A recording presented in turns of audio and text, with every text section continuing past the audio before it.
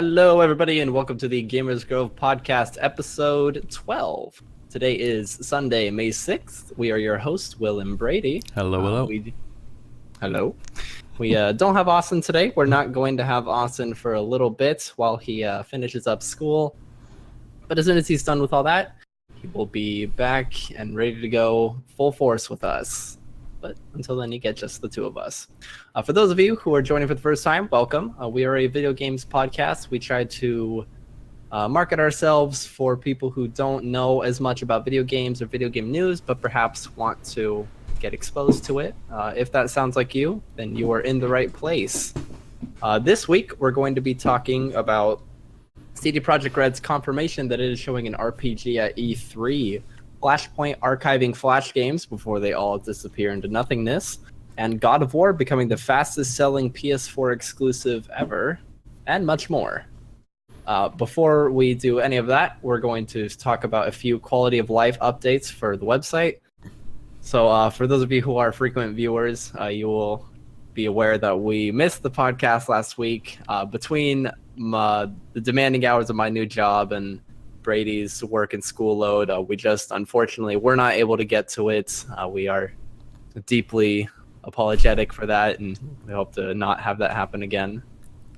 We don't intend to at all. From here on out, things should be good, but you know, it is an unfortunate thing that happened. Yep.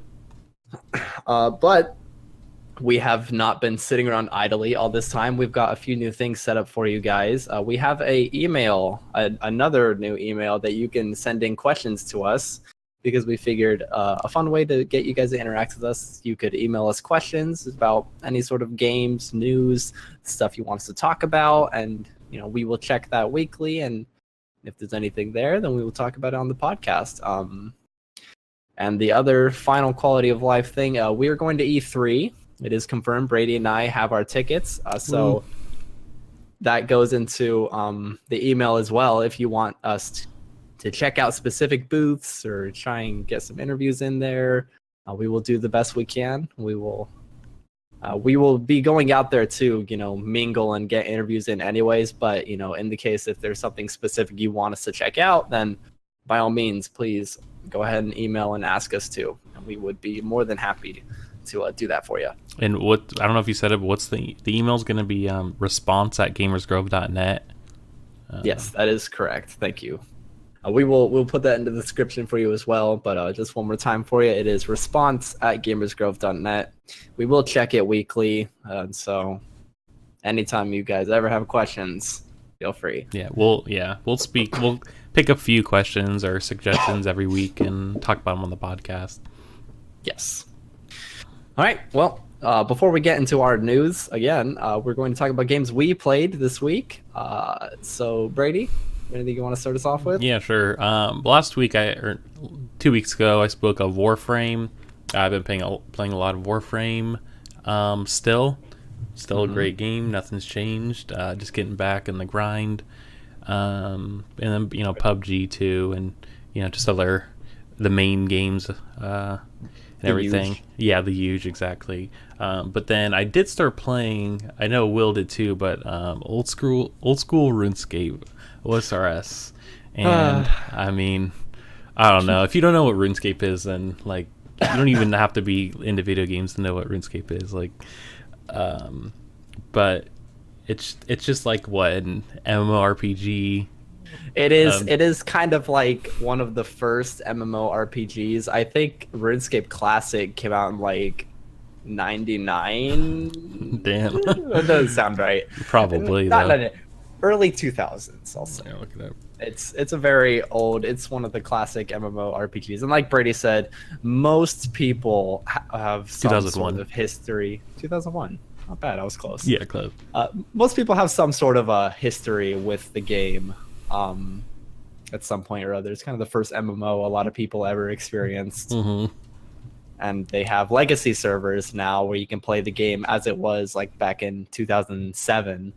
And so that's what we play now, which is very fun. Yeah, there's some quality of life updates. Like, it's not like full old school. Yeah, that's true. They are updating it fairly frequently. Yeah. What in the game have you been up to, Brady? I've pretty much just been fishing. Like, I mean, I went from like 1 to like 58 fishing in like 3 days or 2 days or something. Nice. That's literally it.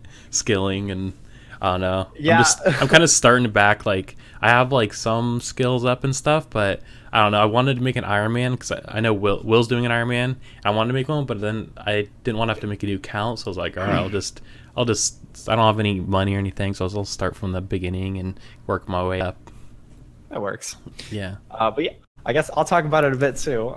So I guess the first thing to explain what an Iron Man is, that's essentially you can't trade or interact or really do anything with other players, which kind of defeats the purpose of it being an MMO, but it adds a fun challenge anyways. Like, I can still talk to people, I just can't they can't give me items or I can't pick up things they drop.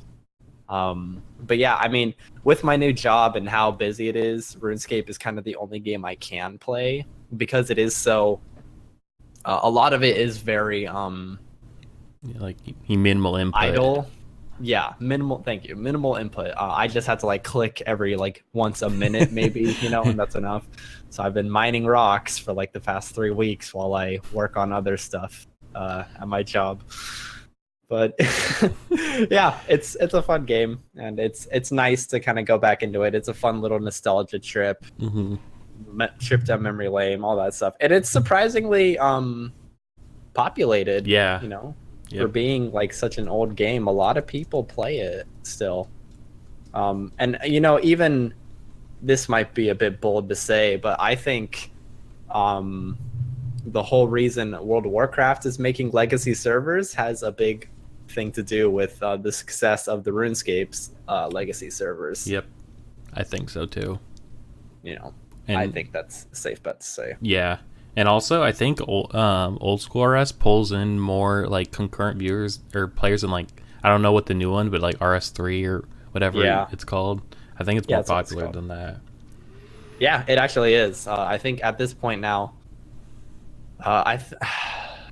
it's funny. I literally just read a thing about this. RuneScape or old school RuneScape pulls in about 200,000 on like a good day, something around that, like a pretty in the 100,000s. RuneScape 3 last like week or 2 weeks ago at its peak was like 50K people. Yeah, so about half. That seems right. Yeah, so it's not surprising to anybody who like has played the game. Like RuneScape 3 is kind of like fallen off hard, and yeah, like they made a lot of changes that made. I mean, like me, like I quit because of the changes they made in RS3. Yeah, same. Because that was like when I was playing the most was when they kind of like made it into RS3, and as soon as that happened, it was the big decline, and that's when I stopped playing too. So I don't know. Like the beginning, at first it was kind of like, well, this is cool, like new stuff. It's like there's like, but then as soon as they start adding like different like abilities and like like moves or something, like it just didn't feel the same because then I think they even added where you could control like with your mouse keys and stuff. Like they made it like a WoW, every other MMO. Yeah, exactly. Yeah. They just needed to compete, which I think that with the click kind of style is what made them stand out before. Like made it different where you didn't need to put as much attention into it. Yeah, they had a unique thing going, and then they were like, hey, let's just completely destroy that. Yeah. All right, well, with that out of the way, let's jump right over into the news. The first thing on our list is the new God of War game has become the fastest selling PlayStation 4 exclusive ever. Like I think in terms of like all PlayStation exclusives, could be wrong, but they sold 3.1 million copies in 3 days of it coming out. That's awesome for them. Like a million copies a day. Yeah, there was a very heartwarming video that came out of the game's director. I unfortunately do not remember his name, but a video of him basically like for the first time since like releasing the game, opening up like a website and like checking out the reviews and what people were saying, and it like brought him to tears. You know, he was just really happy. You know, and it goes to show you like behind all these things, like it's just people putting a lot of passion into things they love, and so it was a nice video to see. You know, he was obviously very happy with his understandably very great game.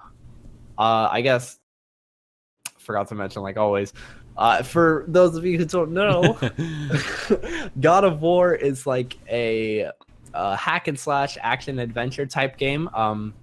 Up until this newest installment, like God of War 4, it's been centered around Greek mythology. This one kind of taking going off that path and being more about Norse mythology. It's still kind of the same beats, more or less, but dealing with Nordic stuff instead of the Greek, which opens up a whole interesting can of worms of like, it's still the same universe and everything, you know, so the Greek and Nordic gods exist within this universe. I don't know if this new game, I haven't played it yet, I don't know if it like takes the same vein of like God of War 1 through 3 were just about Kratos being really mad and like killing all of Greek mythology because like they wronged him in some way.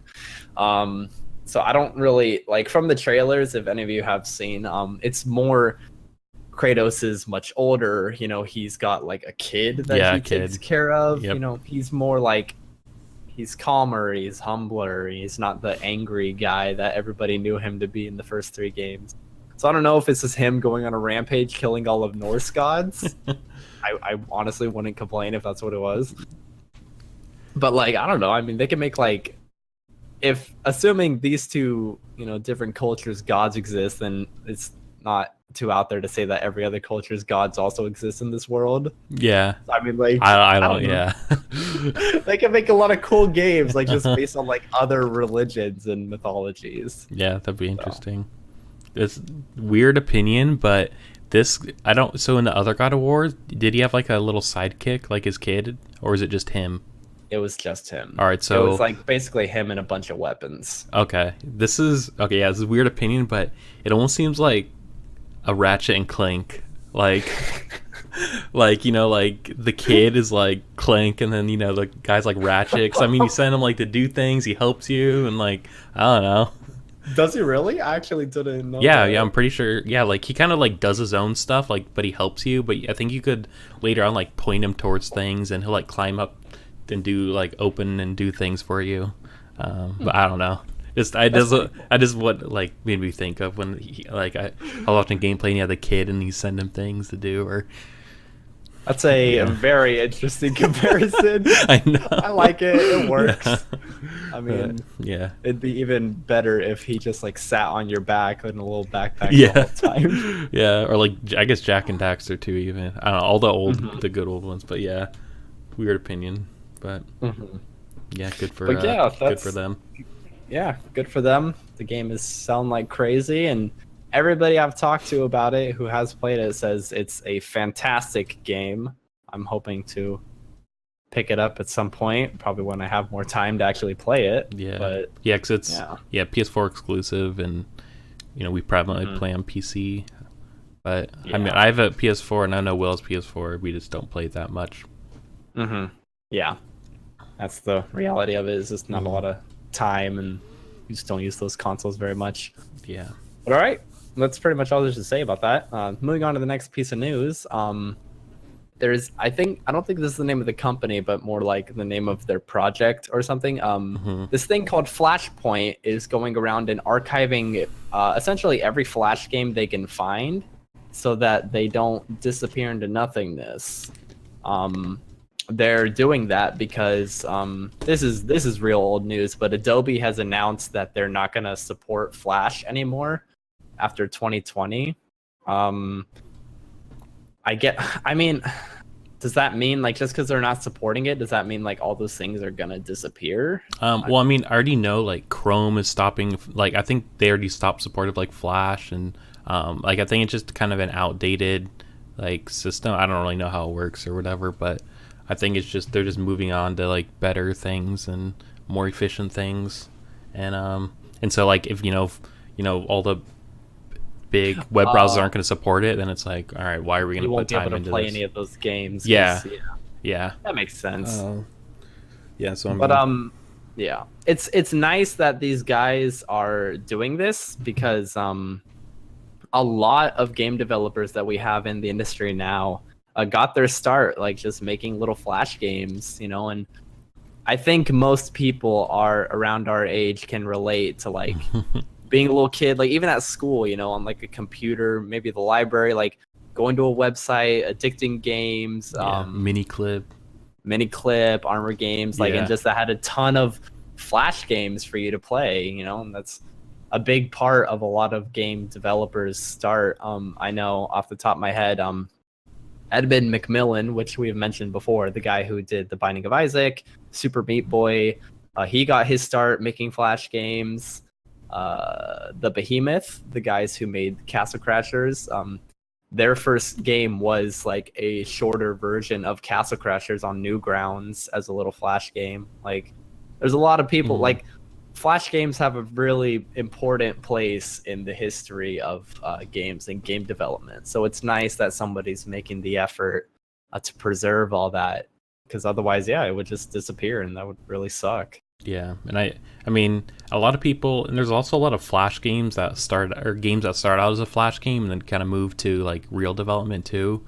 And there's also a lot of those kind of games where they were just so popular that you just want to play them, over other games like it just in your browser. And I know Bloons Tower Defense, like those were, I mean, a lot of successful Flash games now have like either mobile apps or something to go along with them. Because I mean, like that's like think of like clicker games, like those are pretty popular now. And I mean, I remember playing like Cookie Clicker like on the computer score, like even like Happy Wheels, like it's like all these successful like Flash games. Like, I don't know, they're gonna disappear. So it's so the Flashpoint, it's like I can't remember the name of the guy on top of my head, but it's they have like a Discord in a community, and they're all they have like 850 archived right now, and they're all putting it into like a program kind of thing, like, or I think they just have like a Google Drive, and they're all on that Google Drive, and you could download them.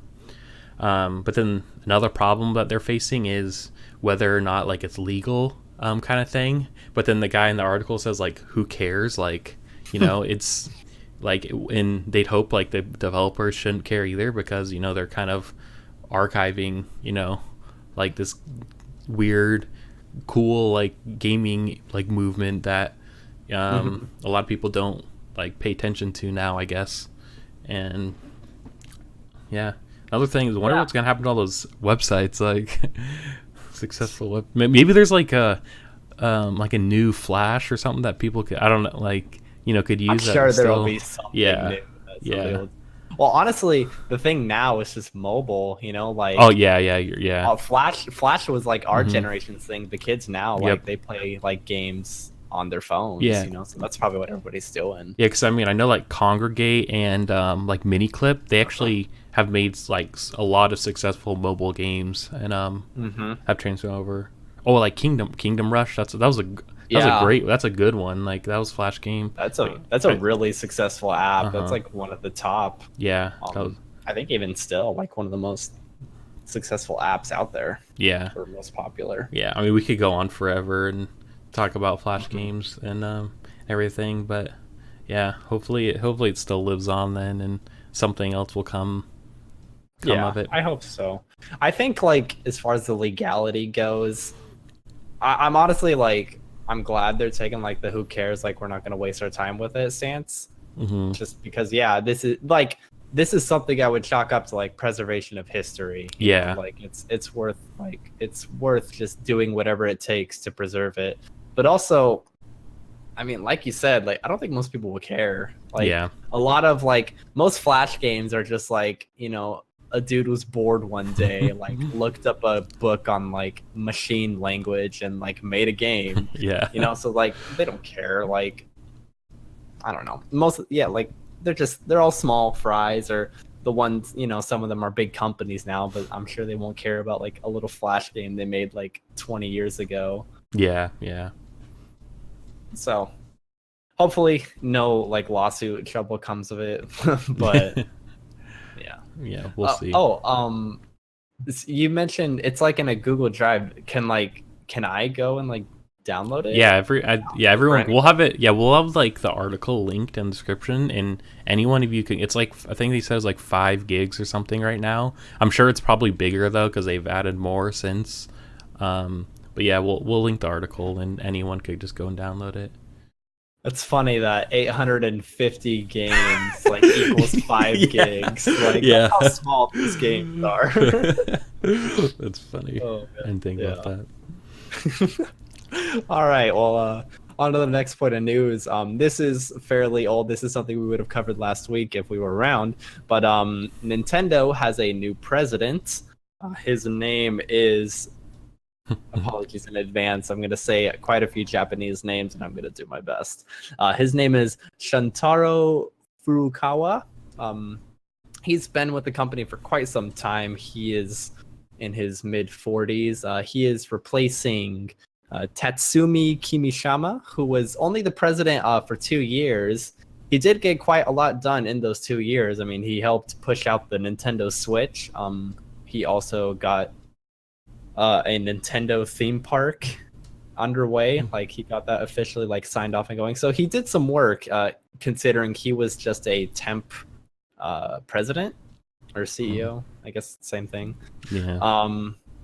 He was but yeah, Tatsumi, the guy who was only in there for 2 years, he was kind of like the temporary stand-in while they searched for a new president because of Satoru Iwata. He for any of you who don't know, I say that a lot.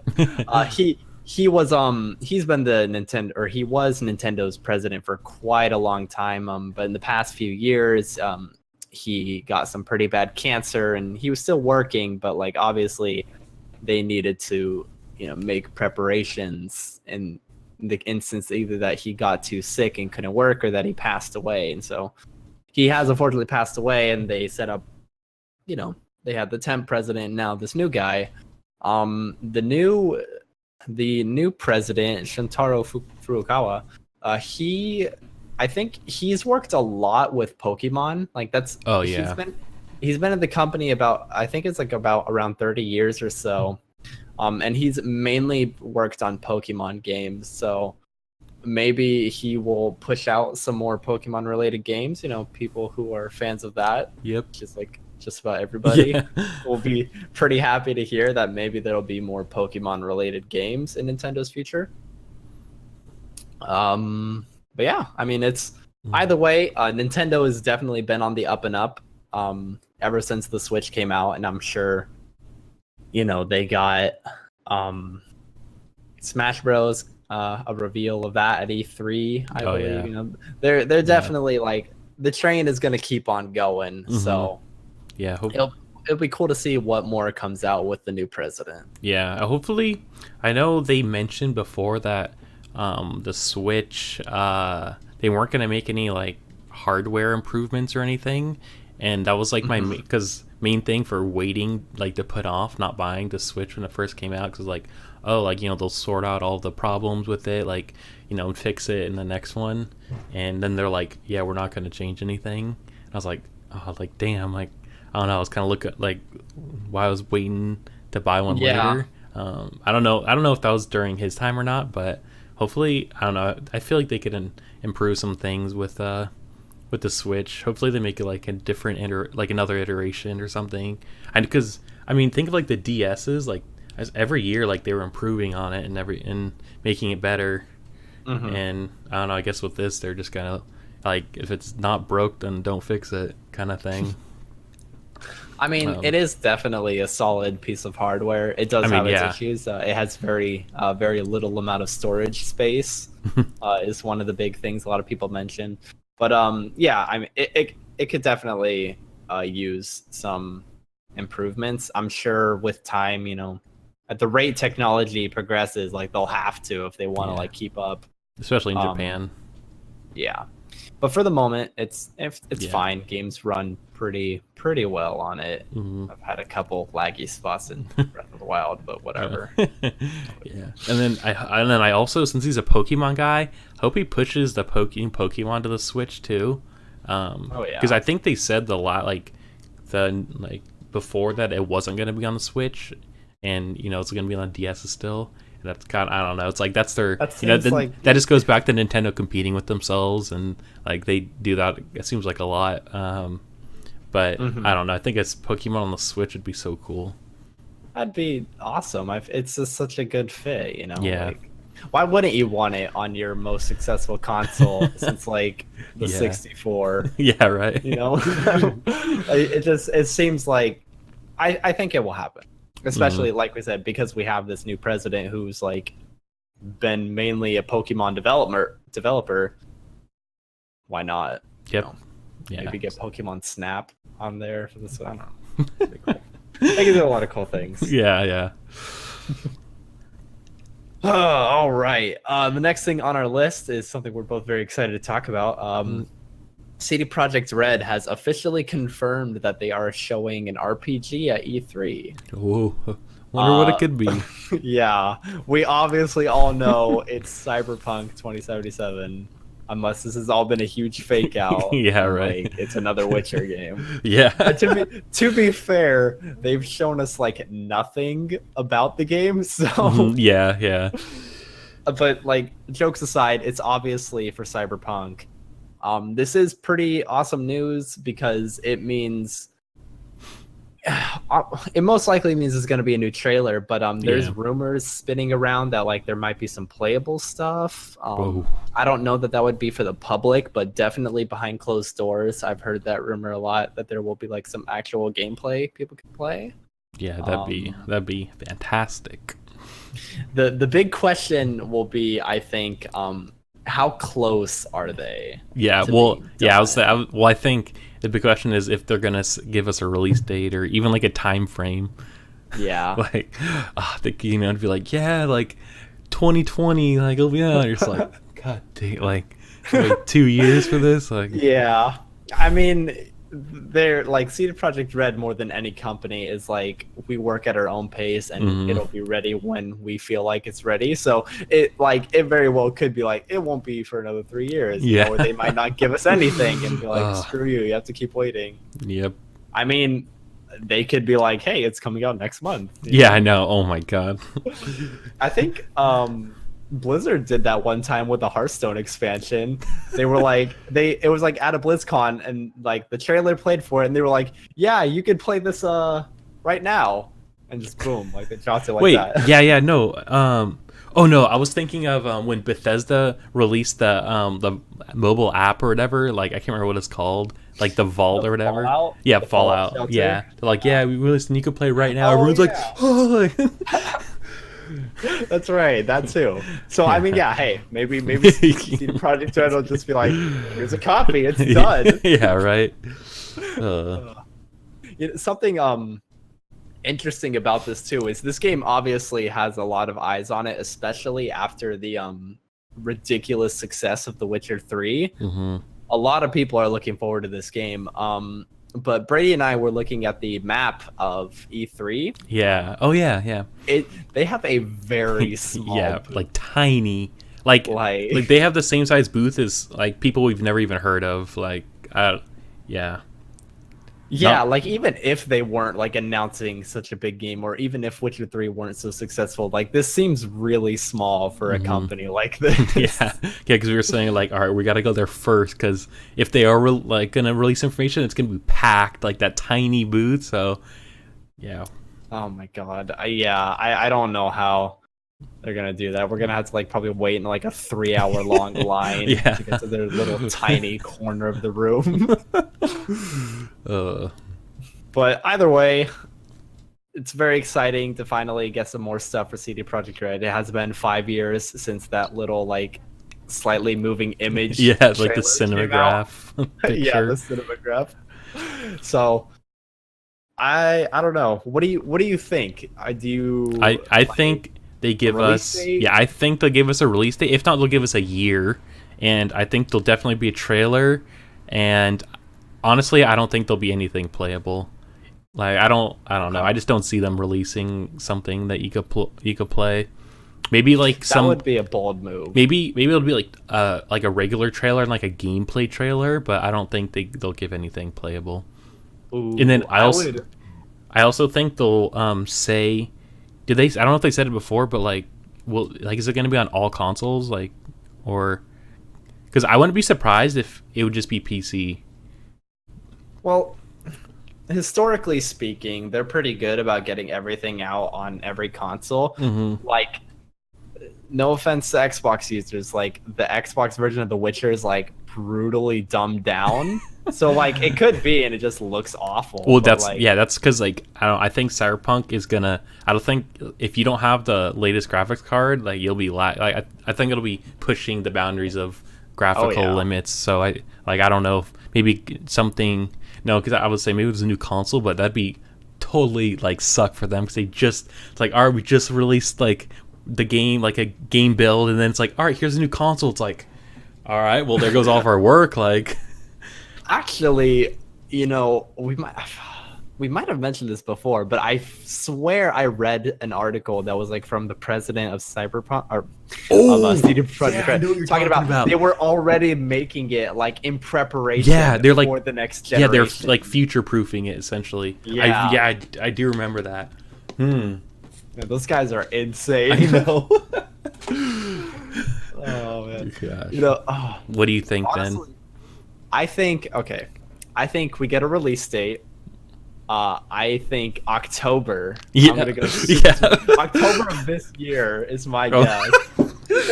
God, honestly, if real talk though, if they did that, they would destroy like every other game that's coming out, like the Red Dead, like Call of Duty, like Battlefield, like all of those games, like I'm sure they'll come to like, what, like, oh, like you know, like papers flying everywhere, like, oh my god, like.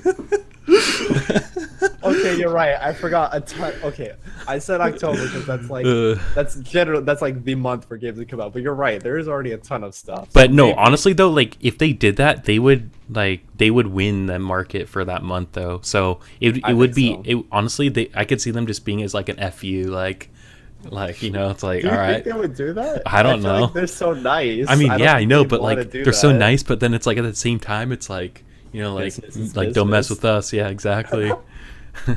They stake their claim. Yeah, right. Gaming industry. Yeah, I mean maybe.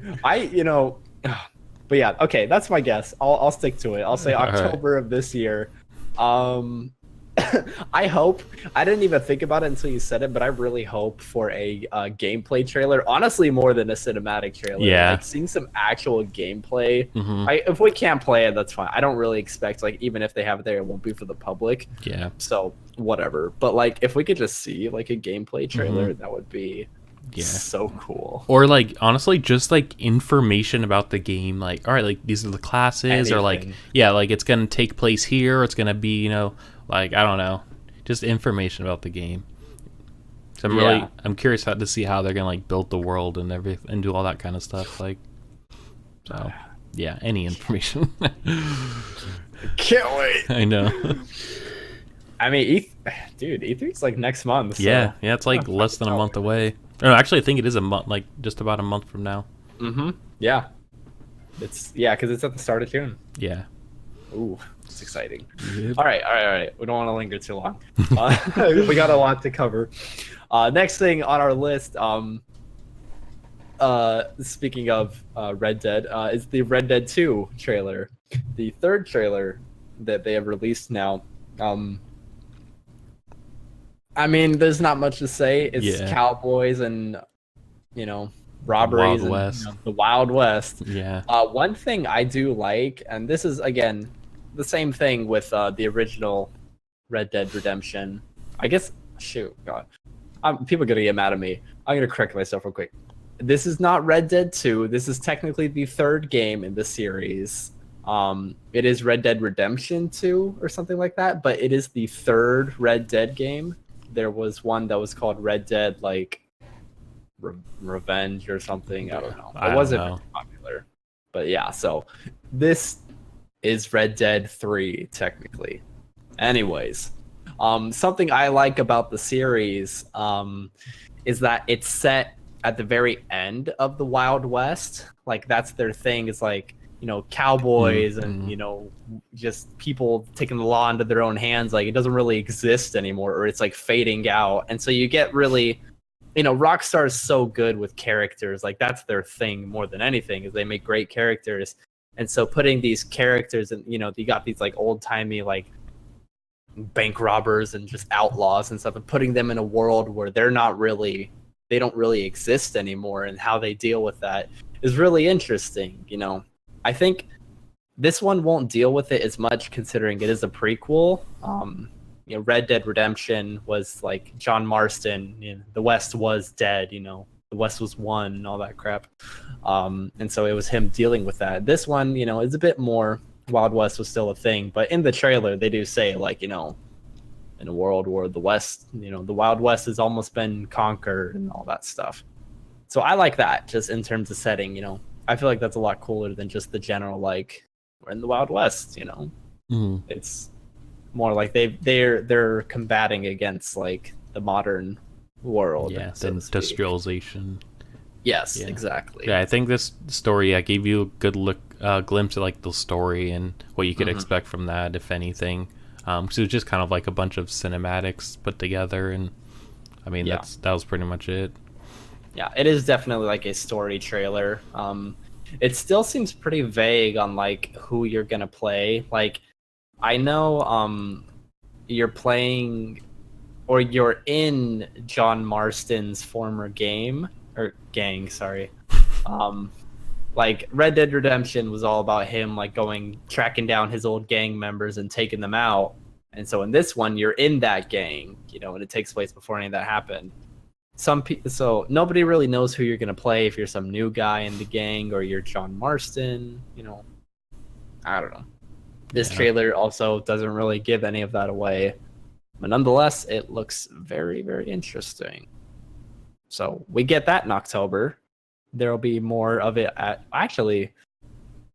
no, there won't be anything of it at E3. Wait, did Rockstar not have a booth? Rockstar doesn't do E3. Yeah, you're right. Yeah, I don't think they do either. I forgot about that. Yeah. So maybe we may not get anything more until the game comes out. Yep. Well, that's fine. Yeah. We've got 3 trailers. They're all very good. We know the game's going to be good. It's Rockstar. Yeah. All right. Next up, Fortnite Season 4 came out. I know for those of you who are frequent listeners of ours, you may be rolling your eyes. We did just say how we were going to try and stop talking about Fortnite and PUBG so much. I don't think last episode we really talked about them, and we've like it's been I don't know, it's off and on. That's true. Either way, I think this one is worth mentioning because it sets a lot of precedents going forward for other games, and also it's just like a really cool thing that Epic is doing. So to get down to the nitty gritty of it, so Fortnite's games are broken up into like 3-month seasons, I believe. Essentially, like, you know, you progress, you level up, you get items within that season, and then the next one rolls out and it brings new updates and gear. Epic Games took that a step further this time, and they pretty much completely reworked their map. Yeah. And again, you know, battle royales are still like just really getting started, but this is something no battle royale game has ever done before.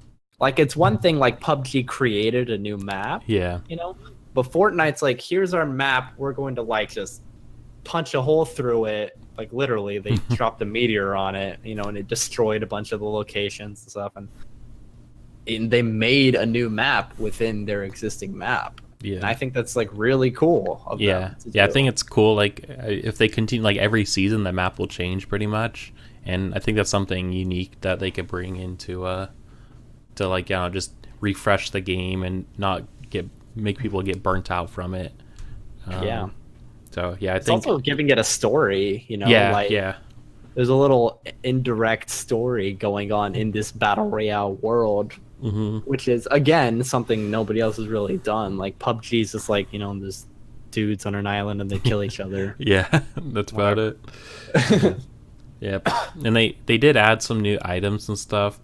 Only reason I bring it up is just because I was telling them, like, I don't understand how they like manage like between like balance and drop rates, like how many items and guns they have. Like there's just so much stuff in the game now, and I feel like they need to start like every season maybe like take some things out, like vault things, and like they're only available for that season kind of thing. But I think they need to do something about the amount of items that they have in the game right now. Yeah. Well, what's some of the stuff they added? Well, the only main one I know is like I don't even know what it's called, something hop, but like it's like an item where you could jump higher and you don't take fall damage like from the jump. It's only happens for a short amount of time, and it gives you basically like kind of zero gravity type. Yeah, abilities, yeah, right? yeah. That's the first thing, because I saw someone using like in the crater or whatever. And I was like, wait, is there like less gravity in the crater? Like, what's going on? So yeah, I don't really know what else they've added. I didn't like. I know there's like a sticky bomb basically. Oh yeah. They did add that. Yeah, Rebecca showed me that one. Yeah, and then I know a couple of weeks ago, like they added like a light machine gun too. Which I actually, going on like the balance thing, I actually think that was like really good of them to do, because that combats like building a lot. It's a good counter for that. So I was like, oh, like that's pretty smart to add in. Yeah, especially considering like Brady and I and a few other of the GamersGrove tried to like dive back into Fortnite recently, because we don't really play it a lot anymore. And the meta right now seems to be just build like crazy, like just spam building stuff everywhere, and it's a pain, to be honest. Like I don't know, us old timers aren't used to that. Yeah, because it seems like shooting is almost secondary to building. Like you got to be good at, instead of being good at like like good aim and stuff, it's like you got to be a good builder, like, or else you're not gonna. Yeah, it's like become like that's the first thing you need to know how to do. But so yeah, it's nice that the light machine gun is there for people like us who refuse to conform to your structure. Tear it down, literally. Gosh. And then and this is another theory that I have. You could quote me when it happens, but I think that since Fortnite's bringing in so much money, I think they're gonna shorten the season so more people buy season passes.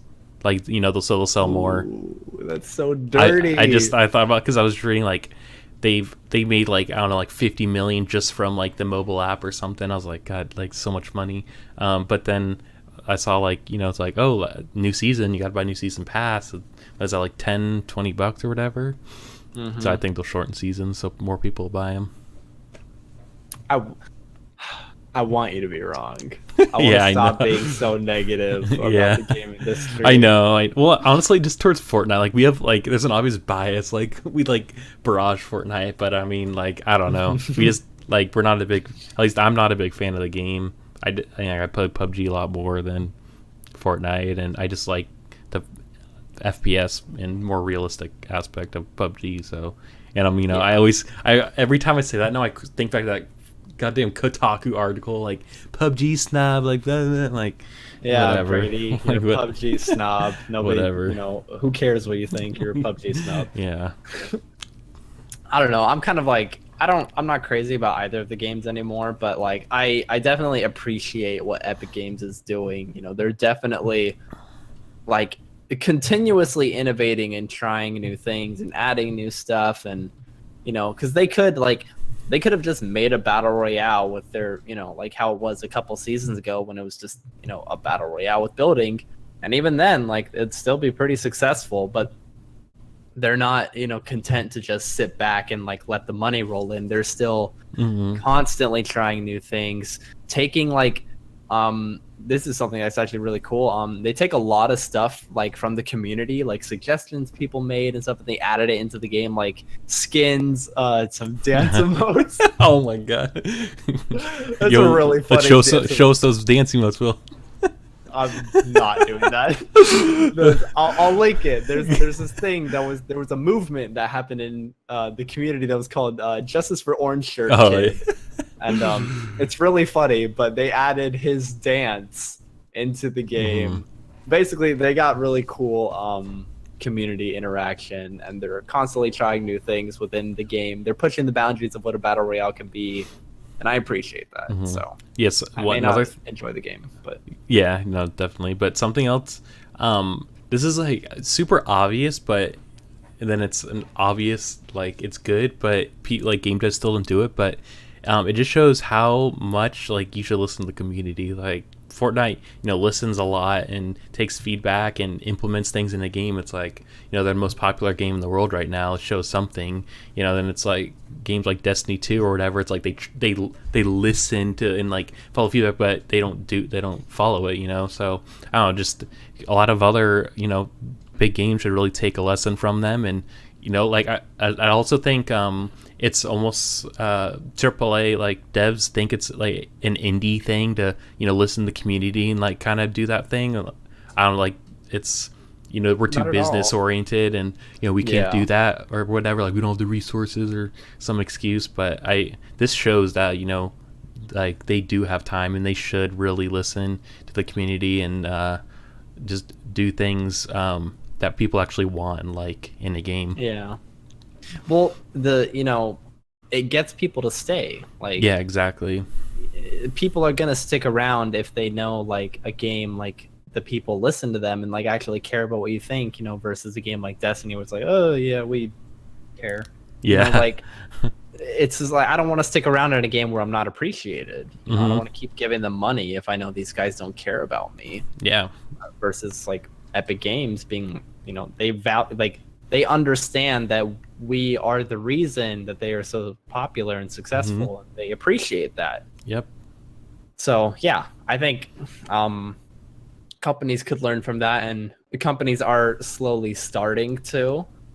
So hopefully slowly. we do more of it in the future. Yeah, hopefully. Yeah. All right, let's keep on keeping on. The next thing on our list is Chucklefish has a new game coming out called Eastward. It is a like an not open world, but like an adventure RPG pixel art type of game. It reminds me a lot of a very old game called a Chrono Trigger. If any of you want to check or look up what that is, maybe get an idea, or just watch a new trailer. But it's Chucklefish is known for these like beautiful pixel art indie games. They made Did they make Stardew Valley? Was that them? Yeah, they published it. They published Stardew Valley. Yeah, they made Starbound. Starbound, yes. Yeah, one of my all-time favorite games. But yeah, like they, they're another really cool indie developer and just publisher. Yeah. And people, they kind of get overshadowed by Devolver Digital, but like these guys publish a lot of really good indie games too. And this is the next one on the list, and it looks great. Yeah. Oh, it looks so like I can't stress. You guys need to like just watch the trailer, like the music, like everything just flows so well. I feel like with these kind of games, Chucklefish is good at like finding these devs that make these games that just make you feel so like comfortable. Like I think Stardew Valley or like I don't know, like Risk of Rain, like they're all just I don't know, they're really atmospheric and they just make you feel some sort of way that you just want to come back just to like chill, like I don't manage your farm or whatever it may be. That's a good way to put it, honestly. You guys may think like how could pixels, because it's pixel art means like literally like they little dot pixel artwork. Yeah. And you usually could like see the pixel, like it's like you could see it. It's not like a smooth line or like most other games. It's not like God of War, hyper realism or stuff. It's very like it's simple in a way, but it can also be like seriously, check out this trailer and you'll see what we mean when we say like it's a beautiful looking game. It looks amazing and it's got a lot going for it. I think. I hope it's great. It's got an awesome soundtrack too. Just the trailer. Yep. Yeah, so I'm very excited. Yeah, I'm just gonna read little snippets. We don't really talk about what it's about. But Yeah, it says Eastward's emotional story and beautiful, rich, and vibrant world has been brought to life. Okay, that's not. I'm reading something completely different. Good job. All right, here we go. It's a adventure game combining RPG elements with a visual style inspired by 90s Japanese animation. It's actually made by a Chinese indie developer called Pixpill. But it says the game was built around pixel artist Hong Morin's original intricate, I probably pronounced that name wrong, post-apocalyptic pixel designs and the team's joint love of the Mother and the Legend of Zelda series, inspiring them to create a narrative-driven RPG with a soft sci-fi storyline. So cool. Yeah, that was the other game I forgot to mention. Mother. It's a lot like Mother. I don't think I know what Mother is. Very, very, very popular Japanese RPG game. Oh, okay. Will's pro-Japanese over here. Ever since Near Automata, man, I'm all for it. Yeah. But yeah, this game looks wonderful. I do highly recommend you check it out. Maybe check out everything Chucklefish has published. Yeah, and seriously. Produced. They're very. Brady put it perfectly. They're very comfy games, especially Stardew Valley. But they're just nice. They look great. They sound great. They feel good. It's a good game. Yeah. Good time. All right. Speaking of Chucklefish, that's why I put it in this order. The next thing on the list is Stardew Valley is getting a multiplayer update. Like we just said, Stardew Valley is like a game where it's based off of an older game called Harvest Moon. Essentially, you inherit a farm and you've got to make a farm. You sell your crops to the village and get money. There's some RPG elements in there too, like you can talk with the people in the village and befriend them. Attend like festivals they hold throughout the year, things like that. But it's a very mellow, just enjoyable farming game. And it is getting a multiplayer update. It looks like, which is pretty nice. Yeah, because it's pretty much made by one guy. Actually, not pretty much. It is made by one guy. Known as Concerned Ape, and he's another one. You listen to the community. He said a while ago how he was working on multiplayer, but he wasn't sure when it was going to be released. And it's a great multiplayer game. Like, I don't know, it may not seem like managing a farm, but if you play the game, you'd realize it'd be good to play with friends. And then then he just recently announced how it's in beta right now, the multiplayer. And I think it even adds like a new section like into the town, or there's new like kind of things you could do with another person. I know like that's cool. A big thing people want is like relationships and things with other people. So I mean, he added that, but I don't know. It's just the same game that now you could play with your friends. Which is honestly all I need. Yeah, anything more than that is just like bonus. Yeah, really. I'm totally cool with. I mean, yeah, games are so much better when you play with other people, like friends you enjoy playing. Yeah, definitely. It is nice too. Like, this game was a big hit when it came out, and like we said, it was just Concerned Ape, the one guy doing it by himself. So it's nice that even after all this time, he is still working on it. He's still trying to deliver the things people want, which obviously takes a lot longer because it's just him. But he's still hacking away at it, even though he doesn't necessarily need to, considering I'm sure it made more than enough money. Yeah, no, and I mean, this is like a free update. It's not like he's charging or anything for it. So yeah, exactly. It's not even like a DLC. It's free. Yeah. When it's out, it'll be out. So it's nice. Indie developers are cool people. Really. Next up on our list, Steam. We have an update for a Steam Spy thing we mentioned a couple weeks back. A few weeks back, we talked about how there was new privacy settings essentially coming to Valve, and it was going to more or less kill Steam Spy. Steam Spy is a website that kind of takes user data, like it, say like I'm playing Stardew Valley. Steam Spy sees that I'm playing it and adds it to their database, and it says like on Sunday, 2,000 people were playing Stardew Valley, things like that. Valve's update removed that information, and so we were worried that Steam Spy was going to become non-existent. But I guess the guy who runs Steam Spy has created a new formula that allows him to still get that information, right? Yeah. Is that the gist of it? Yeah. Yeah, he pretty much uses like metadata to get somewhat of an accurate number for how many people are playing a game and at once, and just other general stats. He does say though it says it's within a 10% accuracy, which I think it's pretty good for just collecting other information and putting it together to see if you're playing a game or not. But he said, like Will said, he said it's not very accurate. But I don't know. I feel like he's always said that about Steam Spy though. Every time, Fair enough. This guy's done talks at GDC and stuff about his website and app, and even at those, he's always like, this isn't very accurate, guys, but it seems like it is. Like Brady said, even within a 10% margin is still you're gonna get a pretty good gist of what is happening. Yeah, I mean, in smaller terms, so if 10 people are actually playing it, seems I might report that 9 people are playing it, Yeah. But then think if it's 100,000 people playing it, it's all right, they might report 90,000 people are actually playing, or it could be 110,000 people are being reported but only 100,000. So I don't know if that 10,000 matters or to you, then sure. The bigger the number, the bigger the margin. It's percentage. So it's the same percentage, so I don't know, it just depends on how you look at it. Yeah, but I mean, at least it's still there. I'm glad he didn't just throw in the towel and be like, all right, well, I had a good run.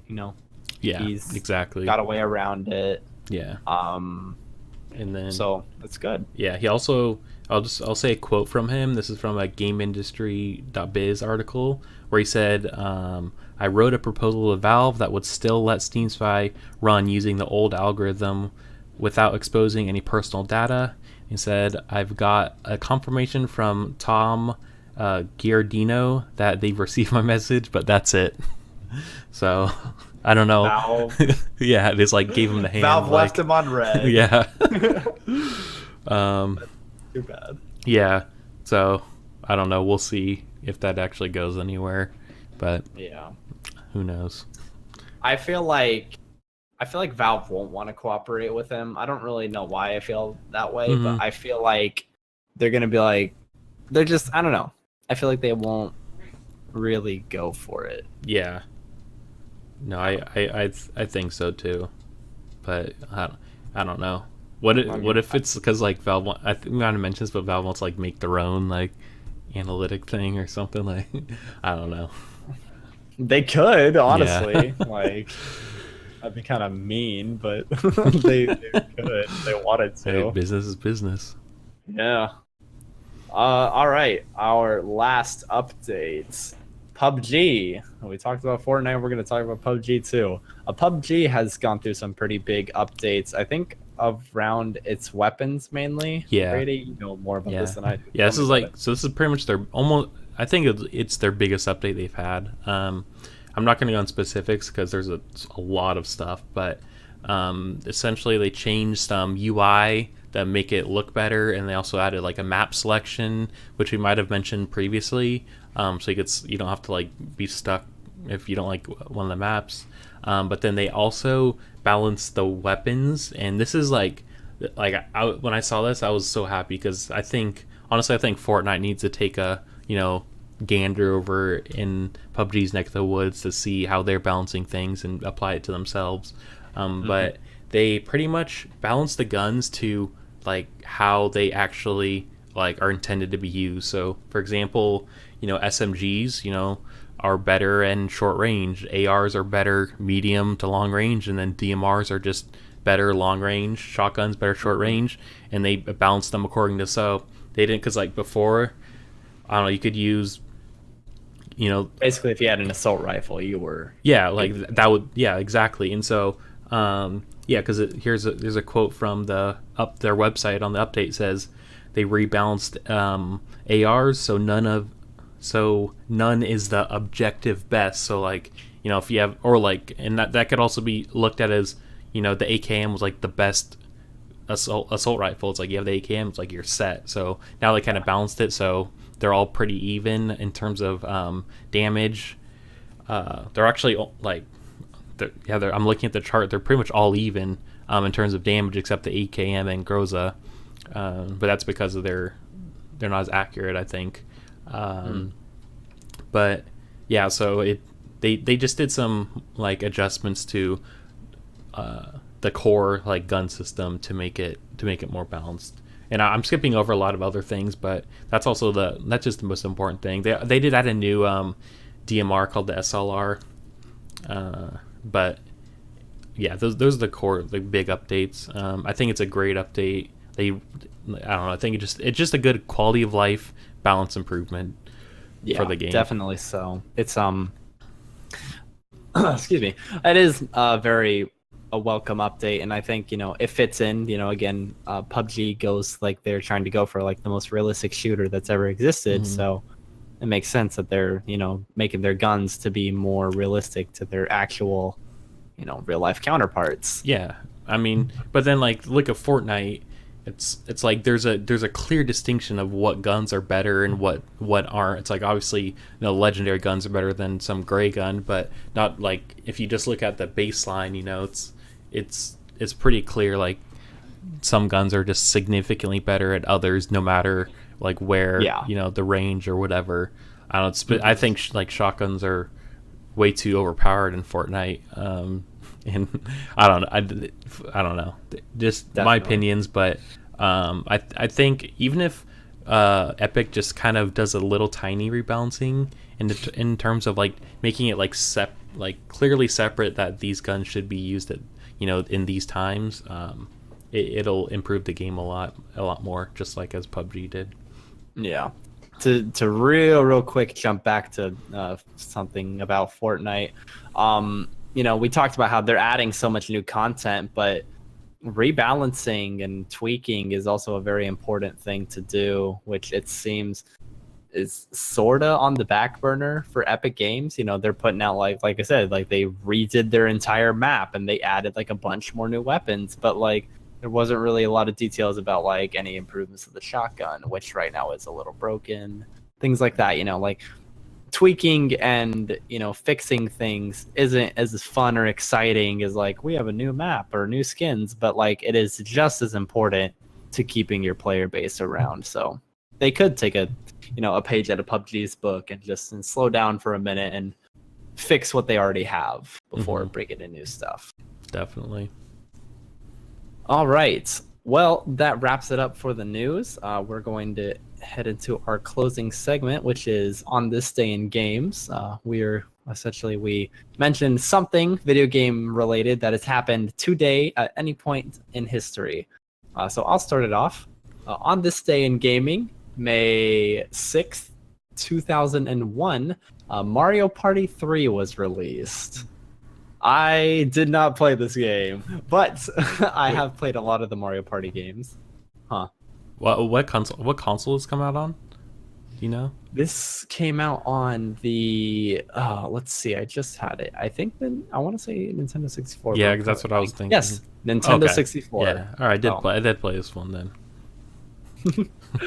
Yeah, I missed it on the Nintendo 64. The first Mario Party I actually ever played was Mario Party 8 for the Wii, when everybody said they really screwed it up. Oh, really? Oh, I didn't play enough. I don't know. See, they're all fun. Mario Party games are great, and they're like it says in the name, they're a great party game. You know, for people who don't really play video games, you can always throw in a game like Mario Party, and they're guaranteed to have some fun. Yeah, definitely. So, good on you, Nintendo. Back in 2001, you're still killing it. All right, so game I'm talking about. So this day in gaming on May 6th, 2003, EVE Online came out. Now you've probably heard EVE Online, you know, in like honestly, like they have things so big that happen in a game that news websites report on them. But they it's pretty much like a space MMO RPG, and it's probably one of the most grindy games ever. Like if you thought RuneScape would ever grind, like this tops it 10 times. I mean, it's also like cool. Like you're like you're mining an asteroid in space. Like it's cool thing you're doing.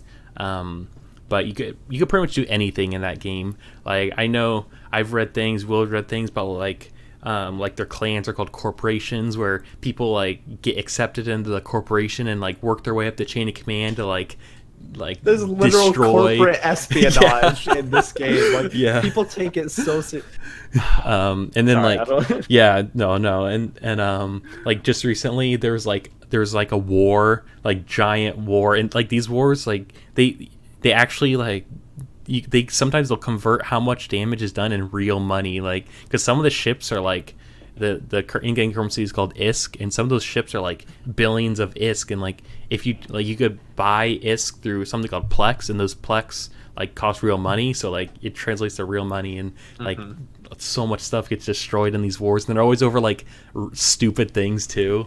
Well, that's something to know. The reason they always convert it like to the real life currency is because something unique Eve does that other MMOs don't do is when your ship is destroyed, it's gone. You don't get that ship back. You have to like buy a new one. And so like when these big wars go on where like people have their like giant battle cruisers and like all these things, and those get blown up, like that's a lot of time and money and effort spent just out the window. Like I think the last Eve war, not the most recent one, but the one before that, the anime one. Like, the anime war. I think that was like $3 million. Yeah, something like that. Yeah. Like, so it's insane. Yeah, it's a good game to check out. I don't know if I could honestly recommend it. Like you got to be into it to like play it. It's a lot to take on. Oh yeah, like. It's a lot to take on. I tried to like jump back into it recently, and I couldn't even do it. I was like, all right, I'm just gonna maybe a different time. I'll say this. We'll try to include a link for it, but read something about Eve, because Eve is the most interesting game to read about. Like these big wars that happen are so much fun to read about. Yep. Like I try, like I keep up with Eve news just because like it's always like ridiculously fascinating. The things. Yeah. Ugh. All right. Well, that does it for that. I'm not gonna forget to plug ourselves this time. You can find us on our website at GamersGrove.net, YouTube at GamersGrove if you're not watching that there right now, Twitter at GamersGrove Will, at GamersGrove, and at Brady House Mafia. We have our email thing now, so if you want to email us, that is response@gamersgrove.net. Facebook, you can find us on Facebook at GamersGrove Media, and Discord and Steam. We also have those. Then, I don't know the whole web address off the top of my head, but it'll be in the description. And then if you're listening on YouTube, we're on iTunes, or if you're on iTunes, we're on YouTube, and then we're on like Pocket Cast and pretty much any other podcast app. That is right. You can find us anywhere out there in the podcast app, world. Yeah, and something to mention, if you listen on an app that we're not on normally, shoot us like an email or respond to this or something, and we'll try and get it on there so you could listen. Like I'm not sure if we're on like Stitcher. I know it's a one a lot of people use, and other things. Like if you're on YouTube and you want to listen to us on something, let us know and we'll get on there for you guys. We also, speaking of that, we also still are not on SoundCloud. Again, ever since they were like, "Hey, give us money," and I was like, "No," but we will get back on that as well too. But yeah, like Brady said, if there's somewhere that your favorite app that you use and we're not there, let us know, and we will get ourselves on there as quickly as possible, because we try. Part of what we do is we like to be as accessible as possible for you guys. So, with all that said. Thank y'all for listening. There will no longer be any more week-long gaps in between episodes. Yeah, knock on wood. So, thank y'all for listening, and we will see you next time.